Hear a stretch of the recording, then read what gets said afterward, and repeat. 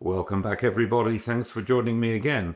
This is going to be a quicker build video. We're not going to dive straight into it. I'm going to ask for your patience please. I've got some great news coming up and we've got a competition, the biggest competition prize, and I'll tell you why. There is amazing big news. The big news is we've been invited to join the YouTube partner program and to become monetized. Now, I'm not blowing smoke up my own chuff pipe here, but it normally takes people maybe 4 or 5 months to reach this stage. And well, here's a graphic. What we needed was 1,000 subscriptions and 4,000 watch hours. Well, we've got twice as many subs as that, and we've got 6,500 watch hours. I'm using that word we, and I want to say a massive thank you. It's not about me. All I do is turn up every week, Jordan films me, and we tell you the story. This channel is about you. You can see that from the comments, and while I mention the comments, there are loads of questions I've got, so stick around and thank you very, very much. If you want to see this channel grow, remember, this is not my channel, this is your channel. Just like and subscribe, let the thing grow. Hey, I could watch my own videos and increase the numbers, but does a heart surgeon go home after his day and perform open heart surgery? I don't think he does. So please like, subscribe, tell your friends, and let's see what happens. One other thing is, I've also now changed the YouTube channel name. So our channel is now called Mad for Steam, and that matches the unofficial Mamod and other Steam forums name. So hopefully you'll be able to bounce between the two. My small way of saying thank you to everybody for your fantastic support and all those lovely comments is to give what I have got, the best and biggest big prize giveaway you have seen to date. This is a Stirling hot air engine. I've had it from new, I have steamed it. I believe it works fine, but if it doesn't, it's going to be the most beautiful ornament on your desk you've ever had. And the winner of this week's competition will get this engine for free, including free P&P, to wherever in the world you are.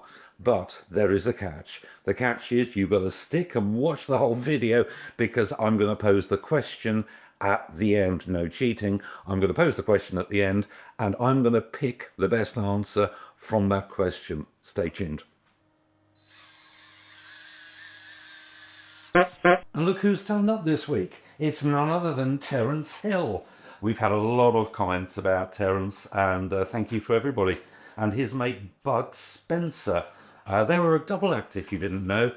People say they were a bit akin to Laurel and Hardy.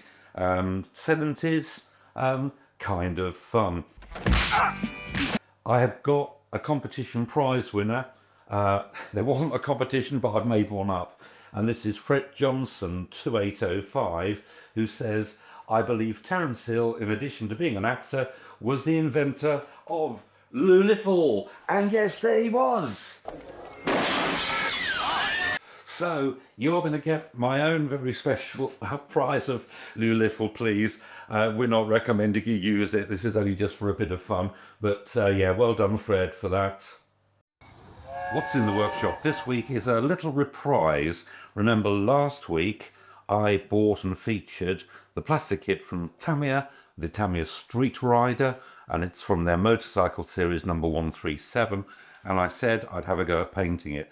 Now my painting skills, if it was a building, here's a gauge 3 loco shed that I painted and built for Kippo Models, and here's a Brunel Models building its Cheltenham station. I'm very at home with buildings. Figures, I don't know, but I've given it my best shot. Don't be too critical, but it's about as good as it's going to get, and I think this figure has turned out very nicely. Does it look like a loco crew driver? Nah. I had several comments from last week's video, and they all saying the same thing. Go to Model U. Model U makes some wonderful figures, and I should have known, because I know them. In fact, Chris and Alan, I believe, I met Alan many years ago at a trade show. I talked to them and they were very, very happy. They haven't provided them free of charge, but they've given me a super, super discount, and the figures are just lovely. Now, I put the smoke box on very loosely. This is not part of Kit 4, but I really wanted to test it to see how it fitted. The reason my remove before flight is on there, this is one of my many top tips. It's just an aid memoir so that I don't pick the thing up by the smoke box or do something daft. It's only bolted in by 2 screws, one there and one on the other side. Now these screws are a devil to get to, the bolts rather, and they're quite small, but here's a second top tip. Because the bolts slide down into the nut spinner, when you put them in, they won't go in the hole. So a little bit of blue tack on the end of your nut spinner, push it in the hole, the bolts stick up, and you can drive them into the hole where they should go. Now in my intro, when we have the wide shot of the model, the eagle-eyed amongst you might notice that now we have the running numbers attached. This isn't really a top tip. Let's call it top tip number 3 for the heck of it. I'm not going to patronise you until you have to stick plates on straight, but I am going to say Tamiya masking tape is your friend. It comes in 1mm, 2mm, 6, 8, 12 and 18mm widths, I believe, and I use them mainly in the 16mm builds when I'm masking off, if I'm saying painting a guards van and want to mask ribbing or any stretchers, but I just generally put masking tape around it, find the centre. And the other big thing, and it's a personal annoyance, people glue them on. They glue them on with super glue. I've even seen them glued on with araldite and it's dribbling down here.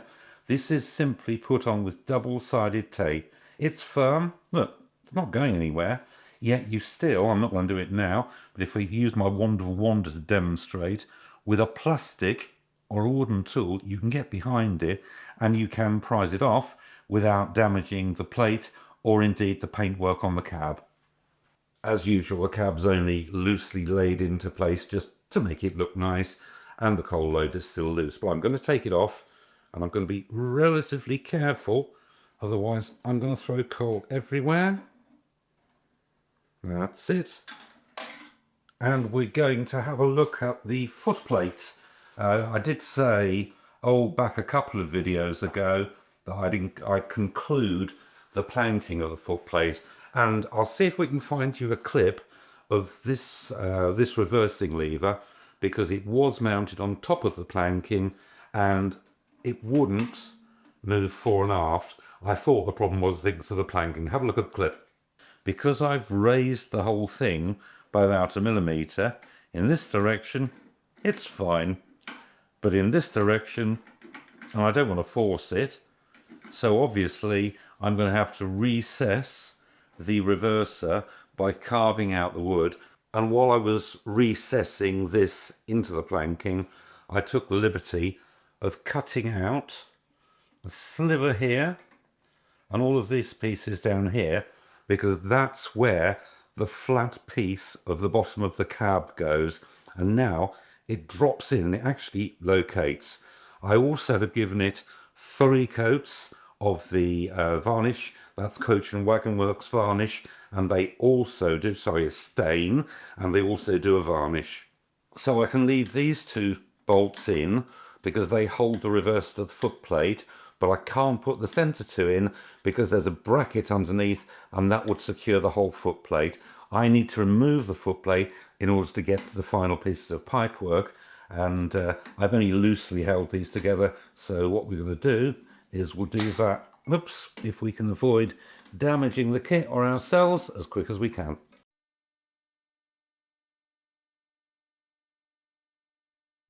Did you notice I managed to drop the last bolt as I was taking out on the fast mode? The story of my life is with my hands down the apron looking for my small nuts. I can never seem to find them. Anyway, I've got to take this bolt out because that holds the reversing lever onto the bracket. Without undoing that, the cab floor won't come off. Now I've done it. If I remember to do everything, the cab floor is gone. Now, one pipe which I did omit to connect last week is this pipe, which is the delivery pipe that runs all the way down the loco to the axle pump, and it fits on this assembly that will go through the cab floor, and these will connect to the boiler. And remember, I showed you a picture last week, I'll see if we can find it, and I measured the pipework we had. I said we had one thicker pipe. I figured out where that goes. That will go on there, and then these two will go to the left side tank to fill or to pump around the water. But the most important thing, this is not mounted anywhere, there's no brackets or anything, but that will be held in place when you bolt that through the footplate. But there's a connection underneath, and we're going to connect that. So there we go. So that nipple will go in there as usual. And then, I really do hate doing this live on camera because they always get stuck, but this has been the exception. I've been able to put that on. Now, you may recall last week we did fit this, which is the double water valve assembly, and again, these two controls go up through the cab floor, and we were so busy fitting these unions and running this pipe through the frame that I completely forgot there is actually a bracket underneath. So rather than the other left-hand side that hangs loose, there are 4 screws under here. Obviously they come out and they bolt from the underside upwards. Now, I'm not a great fan of Lulifil, as well you know, but I am going to use some blue Lulifil on the basis that the bolts are facing upwards from the track. Once this is solid and in place, I'll then refit the unions. And if you were paying close attention to last week's video, I said it wasn't in the instructions to put this on. I may as well do it because I knew where it went. Hopefully I didn't have to take it off, but of course I did to fit this these double thingamywhatsits here. So I'm not going to show me putting it on again, but that's exactly where it goes. You know that already.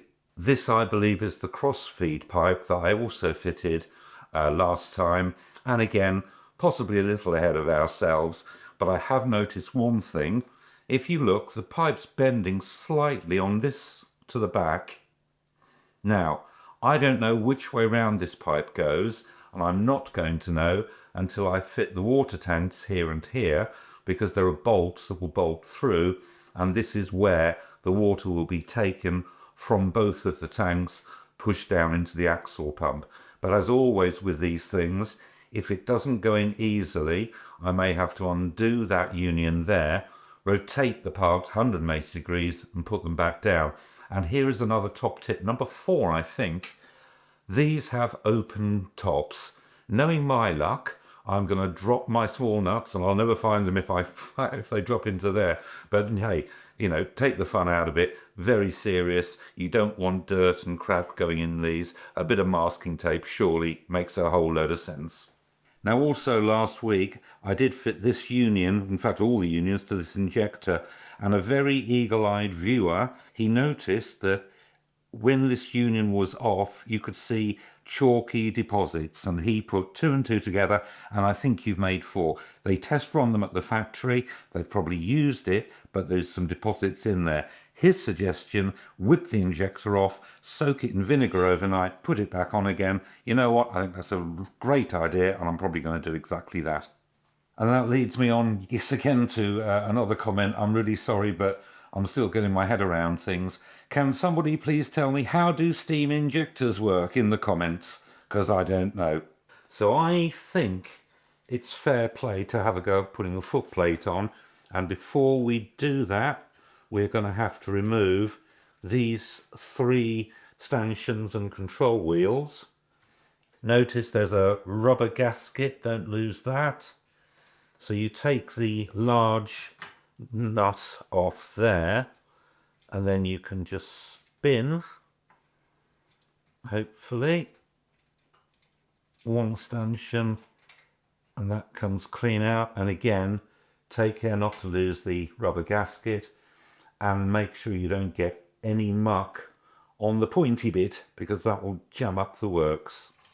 Now, you said, our survey said, Did you spot the obvious mistake, folks? When I routed this component, I passed this tube through what I logically thought goes there. RTFM, ladies and gentlemen. And then this chappy will just drop on there like that. Now you may have noticed that I loosely attached the rear vacuum pipe. I didn't want to put it on any sooner than I had to because I didn't want to knock it off. But once the footplate goes on, the two securing bolts are going to be difficult to get, even with my ball-ended Allen keys. So just nip and tuck these up. They're fine. And now we can go and install the footplate. Now the footplate's in place, and you can see these nuts here will spin on. A little bit of luck. I'll just put one on loosely so you can see what I'm doing. They should hold the control lever assemblies into position. And then I'm not going to do anything up too tight. What I'm going to do is I'm going to screw the corners of the footplate in, and note the screws that you need are countersunk posi drive cross-headed. Only put the flat ones in, which will be the chrome plated or chrome coloured ones, steel ones, because the other ones are bolted through from the inside when you put the cab on. There is a slight issue. We'll show you, just a reminder, we fitted this double valve assembly here, and these were screwed from the underneath, if you remember. Now I did screw them up tight. That had a matter of pulling the footplate over that way slightly, but we need wiggle room to get the bolts in. So we have to go back in from underneath. And here's a top tip. If you slide the loco very carefully on the towel, I thought I might need a jig or a cradle, but to be honest, I haven't. I've needed a spare pair of hands, but you can then get underneath with a nut spinner, and once you've loosened that assembly, you've got enough play to get the footplate screws in. Now before we finally do fit the footplate for what I hope is the last time, we've got to put the reach rod lever in, which is that lever that'll control the drain cocks opening and closing. You've got to put that in at this stage because there are two bolts here, and if you don't put it in before you secure the footplate to the frame, you'll never get out the bolts. And this hole here that was confusing me as to where a pipe would go, don't worry about it. This is for the outlet that drains the sight glass. So when you blow down the sight glass to clear it, the water expunges down here onto the track side. And finally, top tip number maybe 5, maybe 6, can't remember. Put some masking tape round your lovely painted vacuum pipe, because you're going to catch that when you put the floor on. This is the very last piece in the jigsaw puzzle, and this is the reverser that connects from the pole reverser to the reversing mechanism. It drops in here like that. Now these bolts aren't threaded all the way down, so there's no chance of it jamming up. I think we can fairly safely put it as firmly in as we wish to, like so, and there's plenty of leverage there. And the other end just drops in there like that. Now we haven't set all the timing up, we're waiting for the timing video, remember. However, hey, we have another moving part. The pole reverser works, and it works the reversing mechanism. So I did say it was the final step. Actually, we've got 2 more steps, and they're little steps. So here we are. I haven't wasted time. I'm sure you can figure out these bolt in. The only thing I have done, I've got a bits box of all sorts of odd screws and washers that I've built up over 25 years. And I had a couple of washers. I didn't want to screw these small bolts directly into the wooden flooring. But yeah, same on both sides. That, my friends, is officially Kit 4 complete. So I reckon we've spent about 4 hours on Kit 4 Part 2, if you will. But an hour of that was messing around with the footplate. So I would say 3 hours on this, plus the 2.5 from last week. That's 5.5 hours we can add to the total. You know, another satisfying thing about building this up is most of the parts end up on the model, not on your shelf.